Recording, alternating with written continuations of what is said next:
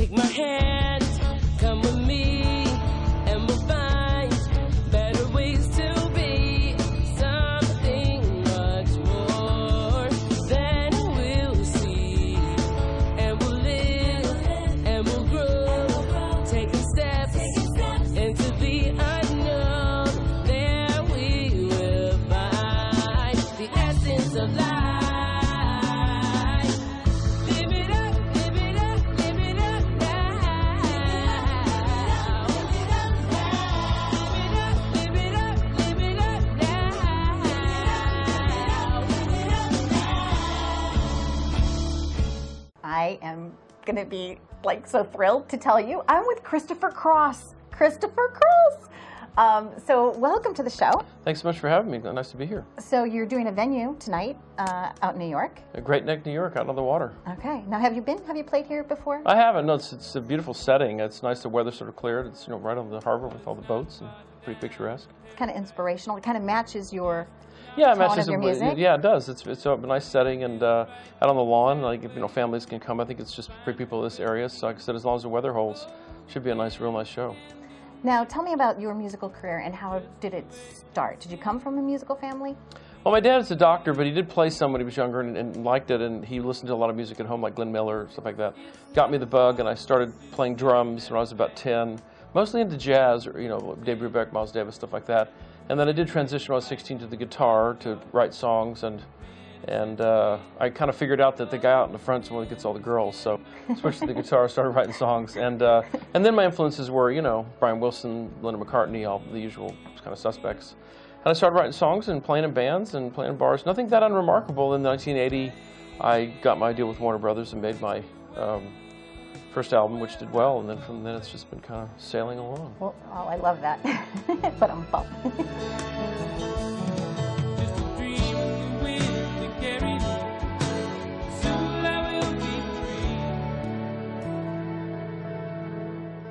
Those early years were sort of, it was tough because I wasn't really into academics, so that was a real disappointment of my parents, and I kind of struggled with all that stuff because I was so focused on music. But I had a very successful local band, and so it was always rewarding to do music, and it was a singular passion, what I love to do. And, was lucky enough to do well even locally, so it's always been what I wanted to do, and the only thing I really like. I don't have a lot of hobbies. It's kind of what I do 24 hours a day, pretty much. Yeah, you live it, you breathe it. I do. I mean, I was married twice and divorced, and I have 3 wonderful children. But pretty much, in terms of my own time and what brings me peace and stuff and satisfaction is music. And at what age did you discover that you wanted this for a career? Like, when did you wake up and say, I'm going to choose to be a musician and I'm not looking back? I think actually at the very beginning, I was about 10 or 11, like I said, when I got these drums, and I was just sort of inspired by this music, like I said, Dave Brubeck, the early jazz stuff, and it just was very infectious, and it drew me in, and kind of what I wanted to do. I started playing in little bands when I was in like 7th and 8th grade, and got the bug pretty early and figured out this is cool, I'm going to do this, and then I didn't sort of pay attention to anything else. And fortunately, I did well at it, because like I said, academically, my family were all very excelled, but I was a disaster. Well, you had different gifts, that's all. Yeah. You know what I mean? Like, people have different gifts, and I always try to give great advice to people that are artistic or creative, is to celebrate those gifts, because it's the opposite. Like, not everybody gets a gift they can make money with. Do you know what I'm saying? Like, sometimes you have to take a day job that you might not necessarily be passionate about. Yeah, my family are all doctors and stuff like that. But on my new record, the record I've got, a brand new one called Dr. Faith, there's a song called Dreamers. And that's what it's sort of about, all the people that are forward thinkers and see all the possibilities. So that's what I always was. And like I said, fortunately, I was able to make a living at it. That's good. Right, so it matched up. So then it made sense. So yeah, I was it did. a dreamer, and it worked out. My middle son, Rain, who's 21, plays jazz guitar, and, okay, we'll see. My daughter wants to be an actress, so. Was there like one shining moment where somebody said, do you mind if I touch you? Like, hey, Cristopher, I want to offer you an opportunity. And you said, wow, this is it.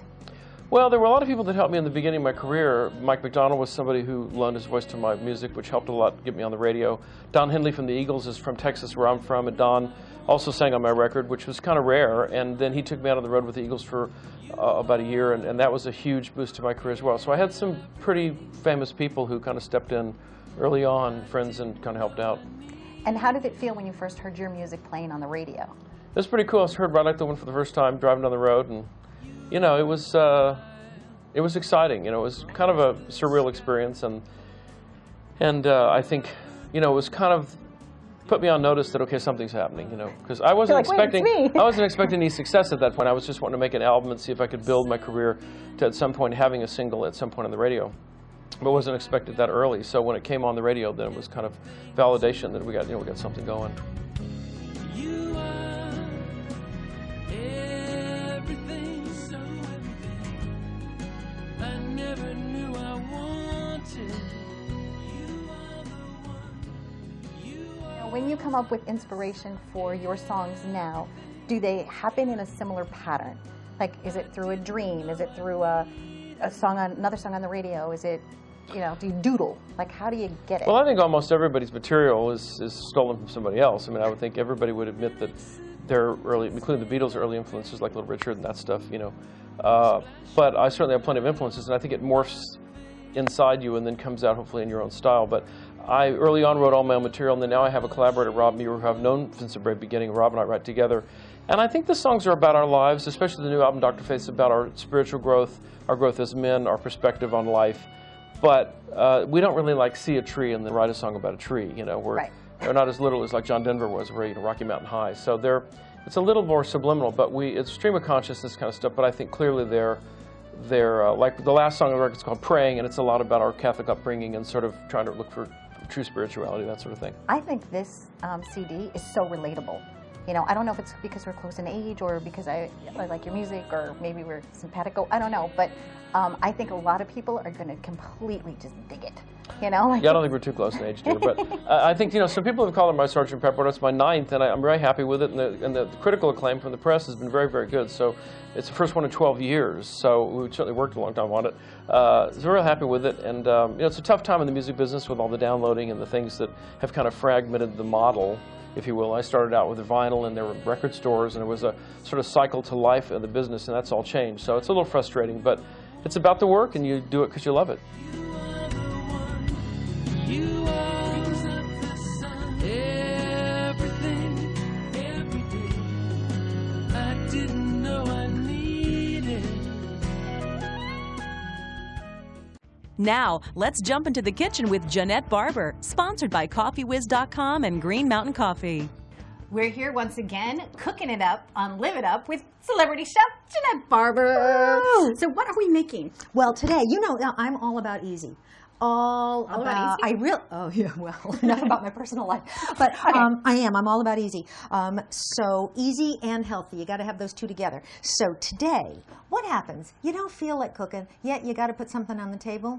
That's the night for barbecue bean Wellington. Voila! Yeah, we're going to start Much better than what I usually do, which is just run out down to the local pizza place. Yeah. So latex up. Okay. I think it's always good to start cooking while dressing in latex, because that really tells you something. The reason I'm doing this is that I can't get these on, Jeanette. well, I know. Oh, I threw your glove away, and Okay, you wait. need them both. Okay, This is essential equipment. If you don't have this in your cabinet. All right, okay. Okay, here we go. Gloves. Yes, gloves. Okay, I feel so mash. Yeah, exactly. All right. Where's radar? And this is very appetizing, too. Just walk around like this for your guests, and they will, you know, suddenly remember they're on a diet. But more for you. Okay. The reason I did this is that we are going to be using, cutting up a jalapeno. This is a giant jalapeno, so we're going to use about half of this. Okay. And I'm going to cut it first, and then I'm going to cut it in half here. Now that's your half. Okay. Oh, look at this. This was almost seed-free. Go ahead, start chopping. Make it very, very, very small. Okay. You're really almost definitely a dice. Okay. In a Regular jalapeno? Exactly. Yes. The heat is in the seeds. So Okay. if you want it mild, get rid of your seeds. If you want it really, really hot, put the seeds. If you're trying to trick somebody, get extra seeds. Ooh. Extra seeds. So How's this? Good? This That's is like beautiful. Too tiny microcosms? No, tiny? that's what Okay. you want. Okay. The reason why I put these gloves on is A, I think it's funny, but B, you don't want to chop one of those and then scratch your eye. Why? Or, God forbid, go blind? somewhere else. No, it'll burn. Oh. Yeah, it's okay. like putting Banaka right in your eyes. Okay. Okay, chop, chop, chop.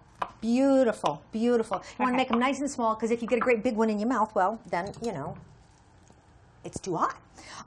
There is your beautiful jalapeno, and here are beans, just canned beans, canned baked beans that that you buy in the store, whatever ones you particularly like. Now that I'm filthy, I'm going to take off my gloves. Very much like a surgeon. Drop those right in there. Okay. Alrighty. The gloves come off? Huh? The gloves can come off. Okay. Which really sounds, the gloves are coming off now. It's like we're going to fight. I'm liking this. Just toss them everywhere. Take your fork and just stir that up. Okay. Now I'm going to throw in some chopped onions. You chop that nice and small, just like the jalapeno. Okay. Beans are a fabulous thing if you are watching your calories, because yeah, they're high in calories, but they're low on the glycemic index, which, just to prove that I know something, that is how that's how the measure of carbohydrates putting glucose into the blood, and that's important. And beans are good for vegetarians too because they're protein, right? Oh, they're very high in protein. They're high in protein, even though they're high in carbs. They're low glycemic index. They're fabulous. Now I'm just going to add some barbecue sauce. Barbecue sauce comes vinegar-based, mustard-based. I like tomato-based. Now stir that around. See, in St. Louis, everything has like the tomato sauce when you barbecue. Up here, then not so much. Midwest barbecue. Right? Oh man. So that makes me. Yeah. It smells like home. That smells. I good. had some barbecue sauce in Kansas City. Was that it? Yeah, that's Missouri. There you go, Midwest. I was going out with a bad idea. Okay, now your beans are all done. I said barbecue bean Wellington. How are we doing that? How are we making that happen? With these. Pillsbury Grands. You could make them yourself, couldn't you? But then that would be a lot more work. And didn't we start out by saying that everything has to be easy, easy, easy? Yes, easy, easy, easy. Now I choose reduced fat. So keeping... All right. You all right? You know, my pacemaker's gone, Yeah, but you know, that was a little scary. whatever. Okay. So reduced fat biscuits. Now I want you to take this and I want you to start tossing it literally like it's a pizza dough, because we've got to aerate this. Literally. Come on, get it. Stretch it out a little bit. Stretch it out. Stretch it out. Toss. Toss. No, toss. That's it. You want to get it to literally toss and flip Am I supposed over. to sing like, you know, when the moon hits your eyes? I think that's a good idea. Sing. Like Whoops. a big pizza pie. Okay, keep that going. Keep that going. That's some more. Keep that going. Okay. Okay, one more time. A little spin. Wait. Get it way, way, way, way, thin. way up there. Okay, No, give it another toss. Jeanette. You want to hear the joke? Yeah. This has nothing to do with the recipe. So, I did that because I thought I could get away with it. I liked it. Okay, cool. Yeah, because what I'm going to do, whatever it is you tell me, I'm trying to follow the directions. You can imagine how I'm going to really go wild with this. Okay. Really what you're going to do, take your biscuit dough and just mush it down into the muffin tin. And no tossing. No tossing. Okay. Can you believe she fell for that? That was very enjoyable. I've been planning it all week. Okay. Mush them right down into there. All right. Like that. Voila. How simple is that? Reduced fat, so it's, you know, it's not as good as some crunchy granola whole wheat thing, but at the same time, it's not so bad. Normally in real life, it smells so good, even though it's like raw. Yeah. I mean, it's almost like you could just eat it raw, but I guess pump it Put it in there? Okay. right in there. Okay. And while you're doing that, one more. See how easy this is? Normally we would have a spoon. This proves the ease. No spoon, you got nothing but a fork, it's fine. Voila. I'll put it here in the sink, which is where I like to keep all of my utensils and implements. And right here, this is your recipe. That's you put easy. it in the oven. Now, being very careful not to take a shot of my, but I am going to get out. Oh, that looks good. See, this would be fun for company, right? Like if you're having like a picnic or a barbecue at your house, and this would be this like side dish. They're fabulous. Leftover, they're great for kids. Kids will eat them because they're all enthralled with the fact that the biscuit grew up over the beans. You know what I'm saying? So it's taste time, and you know what that means? Yes, where's Fran? Yeah, Fran! Okay, I'm ready. I was waiting. When are they ever going to call? What do you think of these? I Do you like love this. them? I love them. I recommend this one. Oh, this is a very fun recipe. Jeanette, awesome. Thank you so much. Stay tuned to more Live It Up. We're living it up right here. Yay. Join us. Recipes online. You know that already, though. See you soon. We invite you to live it up with a beauty tip from correspondent Marianne Morrison. Welcome to the Beauty Expert segment on Live It Up, and we have Marianne with us. We love Marianne. That actually is one of my favorite parts of our whole show. And who is this? This is Laura. Hello, Laura. Hello. Welcome to the show. And what are we doing today, Marianne? Well, today we are going to make Laura's eyes go from a daytime beautiful, soft, natural look into an evening look in just a few easy steps. So the first thing I'm going to do is put a very nude, pale, matte shade on her eyelid. That gives a very soft look. And then I'm going to do a very soft brown contour, again, matte.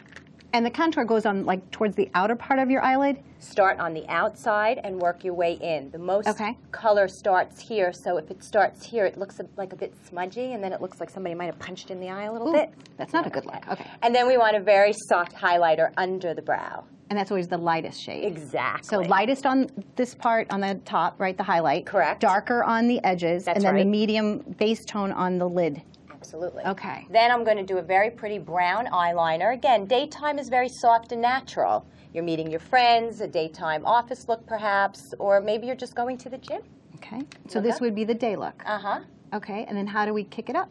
Well, to kick it up is very easy to do. What you're going to do is, Laura has beautiful blue eyes, but on brown eyes as well, you can use just a beautiful, smoky, kind of grayish tone. Go right over the matte eyeshadow that you already had on. So it's a base for the eye. And speaking of smoky, that's your puppy. That's correct. Little Smokinator. Little Smokinator. Okay, so smoky now goes over the nude. Correct. Okay, great. I got it. So you want to do, let's repeat again. You want to do the nude base. Nude base. Darker for the contour. Darker for the contour. Light for the highlight. Light for the highlight. And then you kick it up with a darker shade over the entire eye for the evening. And then just put a nice dark shadow over the brown. Look up, please. And then you have a beautiful, smoky eye. And voila, what a beautiful face. You can get all of these tips and more at liveituptvshow.com. Stay tuned. Serenity abounds on Live It Up. Welcome Laura Benko chatting up Feng Shui with Donna.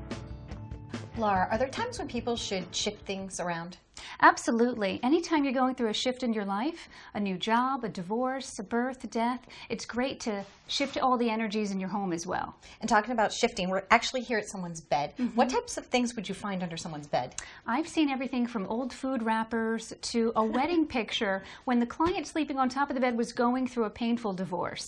And they left the person's wedding picture under the bed? And you don't want to do that because whatever you have under your bed, it energetically resonates to you while you're sleeping. Didn't know that. Now what's under this bed? Let's take a look. Oh, looking good. Clean and clear. Absolutely, it's clean. Let's move on.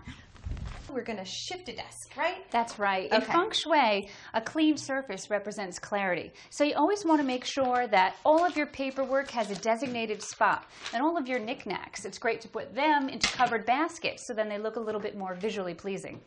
Okay, and pins? We'll put them in here. Okay. Keys.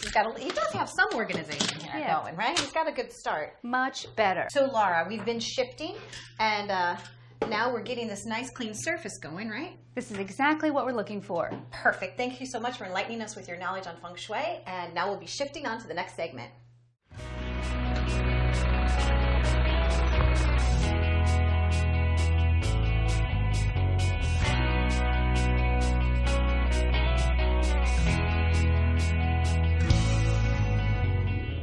Morning, my name is Michael Matarash. I'm the principal designer and owner of Kokobo Plantscapes.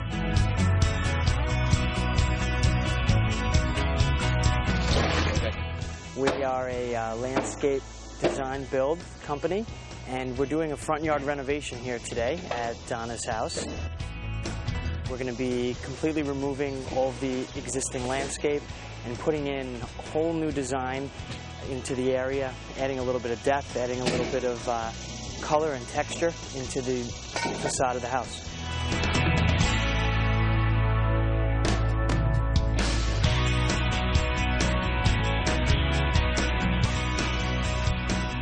What we're doing right now is we're removing some of the existing turf, making new bed lines, expanding the beds a little bit, adding a little bit of depth to the foundation plantings.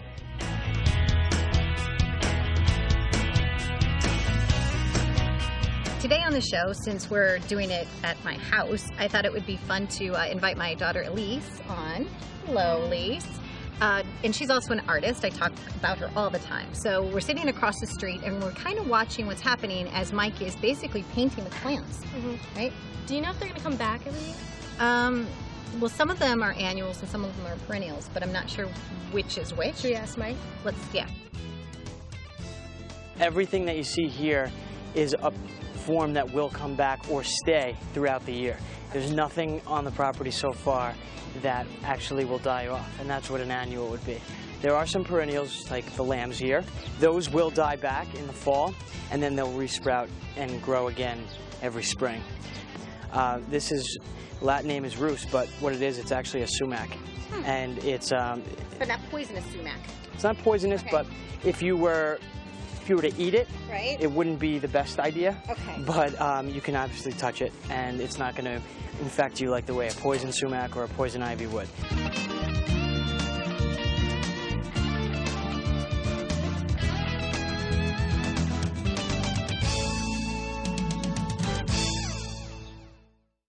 So as you've been watching the transformation of my front yard, it's amazing. I am so impressed. This is like 1,000 times better. We've had neighbors stopping by. We've had people just like in awe of your work. You did an amazing job.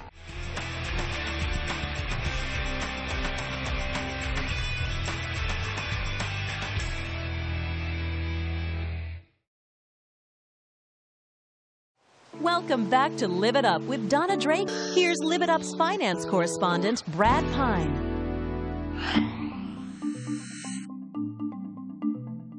Today, I'm going to speak about something that no matter who you are, it applies to you. And that is because if you have an identity, it can be stolen. Now, the Federal Trade Commission estimates that roughly 10 million people fall victim to all forms of identity theft each and every year. Now, that's one statistic I do not want to be a part of. Now, I want to start off with something very basic and some steps that you can take to protect yourself. Don't give out your personal information over the phone, through the mail, or over the internet unless you know who you're dealing with. Safeguard all of your personal information at home, especially if you employ outside help or are having work done to your home. Never carry your Social Security card, and make sure you shred all financial documents with your personal information on it before you throw it in the trash. When your identity is stolen, they can redirect some of your mail, like your banks and credit card statements, and then they tap into your existing accounts. So it's very important to monitor your financial accounts and statements frequently and check your credit report regularly.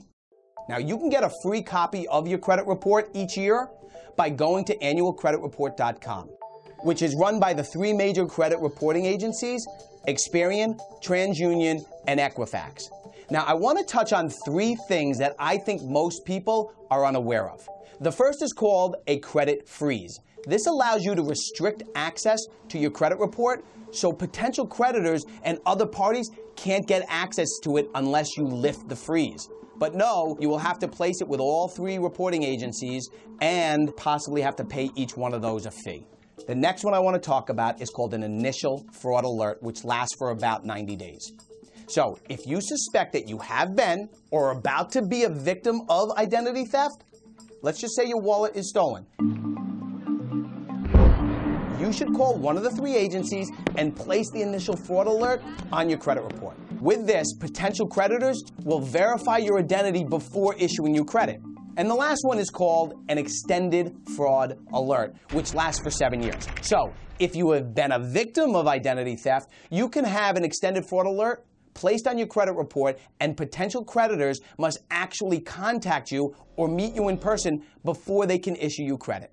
Bottom line, if you go to liveituptvshow.com, I will have links to different sites like the Federal Trade Commission site, which goes into great detail about everything I talked about today and much, much more. And always remember to arm yourself with knowledge. I'm Brad Pine for Live It Up. Stay tuned as Donna brings Jim Evans, president of CoffeeWiz.com, into the interview gallery for a perfect cup of Java. Today in the studio, we decided to invite our favorite person, Jim Evans, down, and he's the president of CoffeeWiz.com. We're always talking on the show about, Green Mountain coffee and how delicious it is, but I wanted to know from the expert how to make a perfect cup of coffee. So what do we have here, Jim? Well, over the years, this has been what the American public has looked to do in brewing coffee, doing it 10 to 12 cups at a time, makes a marvelous cup of coffee. Okay, now how do you do that? Well, what you'd simply do, and what people have done over the years, is buy a bag of coffee similar to this, and you can get this in many places now around the country, including your local grocery store. And you would pour the beans into the grinder, and so this is what would happen on a normal day. You're getting ready for work. You're going to pour some beans into the grinder. It smells terrific. Yummy. It really does. Okay. And you're going to grind your beans. and the grinding process of the coffee doesn't take very long, 30 seconds or so. And what you'd simply do is take this coffee and dump it into the filter. And many know exactly how this works. You know what, though? But I don't. So. And you'd simply close the lid. Now, we added water already here, but you'd add water to this. Okay. And you would push a button. Okay. And then you wait. Now, this one I know how to use. I have this one. And this is actually what taught me how to be a coffee drinker, because I would want 1 cup at a time. And it comes in these cute little pods. So simply with this one, right, you just pop it in. Yes. Close it down, and press the button. Absolutely. And, ta-da! I can do this one. And what's great about that is number one, it's freshly ground product. It's coffee that is as good, if not better than what you've had before, and you can get it in less than 30 seconds. So here we're brewing a cup of coffee. We're always on the go now. We've got things to do. I have kids, you have kids, you're picking them up, you know, you're dropping them off, you're going to work, you're multitasking, and all you want to do is take your coffee, put it in a travel mug, and get on to your next thing. Years ago, you're waiting, and you're waiting. Wow, it's already but done. Here, it's done. It's done. It's just easy, and then it's as simple as popping one out and popping the next pot in, and you know, changing the cup, and there you go. And off you go. Well, thank you very much. Well, thank you very much for having me. Did you have fun? I had a blast. Great. I did. Thank you. For this great coffee tip and more, you can check out liveituptvshow.com or simply go to coffeewiz.com. You know, he's right there, right on our site. Just click it on. Thanks for watching Live It Up with Donna Drake, and be well and happy journeys.